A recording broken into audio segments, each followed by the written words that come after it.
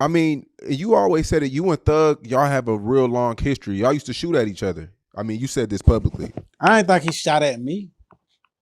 Oh, so you used I to shoot never at said that. Thug, allegedly. Thug, I don't know why the hell y'all getting this shit from that Thug is a criminal. He wasn't a criminal. He never been a criminal. I He mean, he seems like the boogeyman. The way other artists don't say certain things, they keep quiet. he Like I think it's they just scared to get blackballed like they did Tech, and they try to do Ralo and shit like that. You gotta think about this song on the rise, trying to come up, trying to get in the game. Why they go against Thug? Or why, like me, for example, I'm a stupid motherfucker. I went against CMG for a dead man. Knowing goddamn well, I can't benefit nothing from Dolph. He dead. My heart is in the grave with him. I love that boy. So I'm gonna go about shit differently because I don't need the rap game. But think about all the rest of these that feel like if I don't do right by Thug, then Wham ain't gonna me. See how Wham cut Ralo out as soon as Thug said, hey, don't talk to Ralo. Shit, I ain't seen no more Wham. You know how many more people he can do that to? It's terrified. They ain't worried about him killing them. Niggas worried about him killing their career and they access. These niggas. So yeah, just scared and terrified on some more shit. It definitely ain't got nothing to do with no killing. I ain't never even seen the boy get in a fight, man. And I've been around him all my whole life. So what I'm telling you, you had the big bulls, Real Rock Crew stand-up guy, long live him.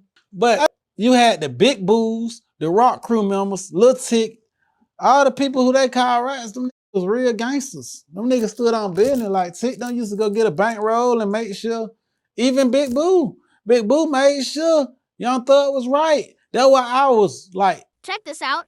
Ralo came out and pretty much shattered the image a lot of fans been holding on to about Young Thug. And this ain't no random internet rumor. This is coming from somebody who's been right there next to him for years. Somebody who really grew up around him and seen his whole come up firsthand. Now when you got somebody that close to the circle speaking, you can't just brush it off like hate. You gotta at least pause and take it into account. Ralo don't come off as no liar. He don't sound like somebody fabricating stories for clicks. He sound like he's standing on what he's seen and what he knows. According to him, Thug ain't never even been in a physical altercation. Think about that.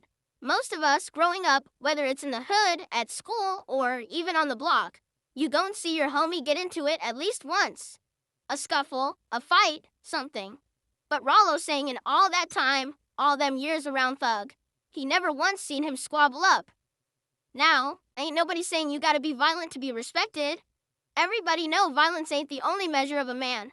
But when you present yourself like a demon in the rap game, like somebody really in the field, people expect to see at least a trace of that in your background. The way Rallo broke it down, Thug not the one doing the dirt. He the one giving the orders, holding the bag, putting the plays in motion. The real go-getters, the ones willing to crash out, they the ones carrying it out. Basically, Thug is the CEO, the one with the money, the influence, the vision, but not necessarily the muscle. And you could hear it in Rallo's tone. It was like he was halfway giving him credit for being the boss, but at the same time, he was kinda down-talking him. And here's where it got tricky. He kept saying he loved him. That's his brother, that's family. But if you really love somebody, why you hopping on a major platform like Say Cheese, giving the world details that strip away the image this man has been selling his whole career? Because let's keep it real. Young Thug built a fan base of millions who truly believe he about that life.